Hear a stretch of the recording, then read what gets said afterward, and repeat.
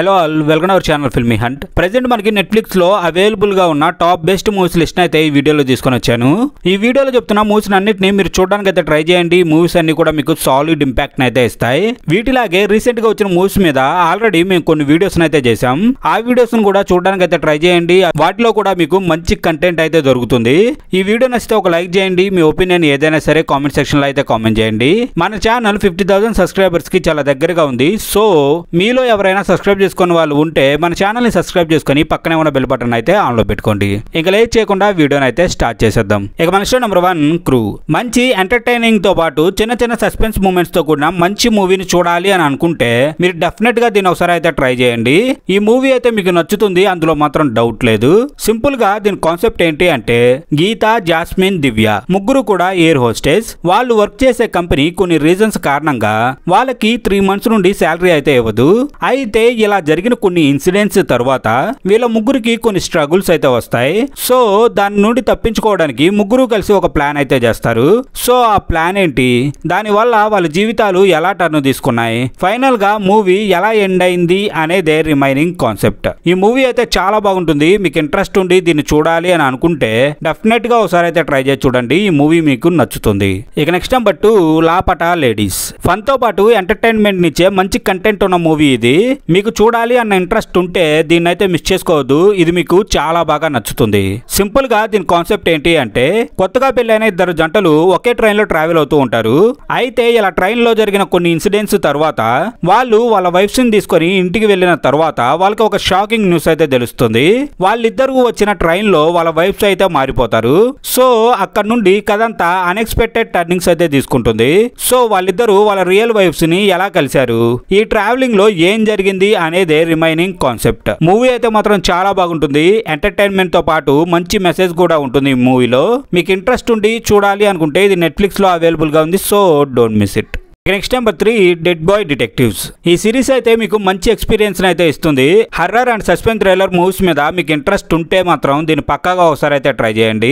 Simple గా దీని concept ఏంటి అంటే, చనిపోయిన వాళ్ళు తర్వాత ఎక్కడికి వెళ్తారు, చనిపోయిన తర్వాత వాళ్ళ జర్నీ ఎలా ఉంటుంది అనేదే ఇందులో main concept. Dead boy detectives ఏజెన్సీకి సంబంధించిన ఇద్దరు ఆత్మల్ని కలిసి అసలు వాళ్ళకి ఏం జరిగింది, వాళ్ళ ప్రయాణంలో ఎలాంటి పరిణామాలు ఎదురయ్యాయి, ఇలా అన్ని విషయాలు తెలుసుకుంటూ ఆత్మలతో కలిసి ట్రావెల్ అవుతూ ఉంటారు. ఫైనల్ గా ఏం జరిగింది అనేదే రిమైనింగ్ కాన్సెప్ట్. సిరీస్ అయితే చాలా బాగుంటుంది. మీకు చూడాలి అన్న ఇంట్రెస్ట్ ఉంటే మాత్రం దీన్ని అయితే అస్సలు మిస్ చేసుకోవద్దు. ఇదైతే మనకి నెట్ఫ్లిక్స్ లో అవైలబుల్ గా ఉంది. ఇక నెక్స్ట్ నెంబర్ 4 భూమిక. ఒక థ్రిల్లర్ మూవీకి పర్ఫెక్ట్ ఎగ్జాంపుల్ ఈ మూవీ. స్టార్టింగ్ నుండి ఎండింగ్ వరకు ప్రతి ఒక్కరిలో క్యూరియాసిటీని నింపుతూ నెక్స్ట్ ఏం జరుగుతుందా అనే టెన్షన్ అయితే పుట్టిస్తుంది. మీకు ఇంట్రెస్ట్ ఉంటే దీన్ని అయితే ఒకసారి ట్రై చేయండి. ఈ మూవీ అయితే మీకు బాగా నచ్చుతుంది.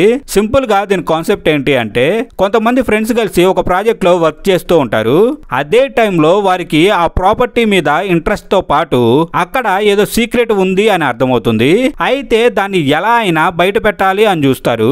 ఫైనల్ గా ఏం జరిగింది, అక్కడ ఉన్న మిస్టరీ ఏంటి, మూవీ ఎలా ఎండ్ అయింది అనేదే రిమైనింగ్ కాన్సెప్ట్. సినిమాలో థ్రిల్లర్ ఎలిమెంట్స్ తో పాటు ఎమోషన్ ని కూడా చాలా బాగా క్యారీ చేశారు. మీకైతే మూవీ నచ్చుతుంది. ఒకసారి అయితే దీని వైపు లుక్ వేయండి. ఇది మనకి నెట్ఫ్లిక్స్ అండ్ ఆహాలో అయితే అవైలబుల్ గా ఉంది.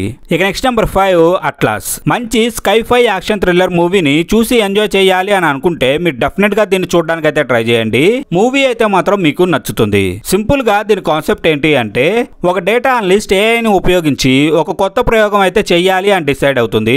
అయితే వాళ్ళు ఆ ప్రయోగం చేసే టైంకి వేరే కొత్త ప్రపంచంలోకి వెళ్ళవలసి వస్తుంది. సో అక్కడ మానవ జాతికి ఒక పెద్ద ప్రమాదం అయితే ఎదురవుతుంది. సో అసలు ఆ ప్రాబ్లం ఏంటి, వాళ్ళు పోరాటం చేసింది ఎవరితో, ఫైనల్ గా మూవీ ఎలా టర్న్ తీసుకుంది అనేదే రిమైనింగ్ కాన్సెప్ట్. మూవీ అయితే చాలా బాగుంటుంది. మీకు ఇంట్రెస్ట్ ఉండి చూడాలి అనుకుంటే దీని అయితే మిస్ చేసుకోవద్దు. మూవీలో చిన్న చిన్న మిస్టేక్స్ తప్ప ఓవరాల్ గా మూవీ అయితే మీకు చాలా బాగా నచ్చుతుంది. మీకు ఇంట్రెస్ట్ ఉంటే ఇదైతే మనకు నెట్ఫ్లిక్స్ లో అవైలబుల్ గా ఉంది. So don't miss it. ఇక నెక్స్ట్ నెంబర్ 6 సైతాన్. హర్రర్ తో పాటు మంచి థ్రిల్లింగ్ మూవీని ఎంజాయ్ చేయాలి అనుకుంటే మీరు డెఫినెట్ గా దీన్ని మిస్ చేసుకోకుండా అయితే చూడండి. మూవీ అయితే మాత్రం నెక్స్ట్ లెవెల్లో ఉంటుంది.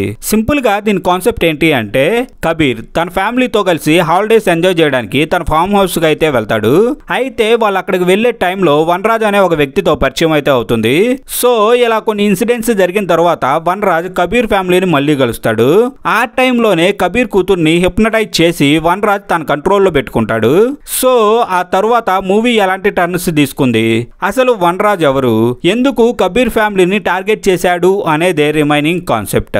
మూవీ అయితే మాత్రం నెక్స్ట్ లెవెల్లో ఉంటుంది.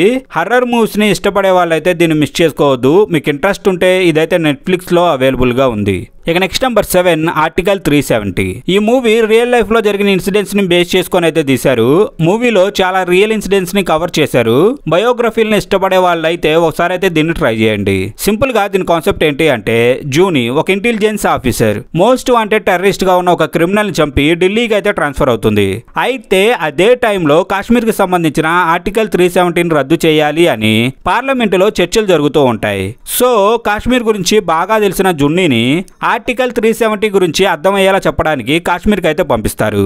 సో తను అక్కడికి వెళ్ళిన తర్వాత ఏం జరిగింది, తను అక్కడ ఎలాంటి పరిస్థితులు ఎదుర్కొంది అనేదే రిమైనింగ్ కాన్సెప్ట్. ముందుగా చెప్పినట్టు మూవీ కొంచెం స్లో అనిపిస్తుంది.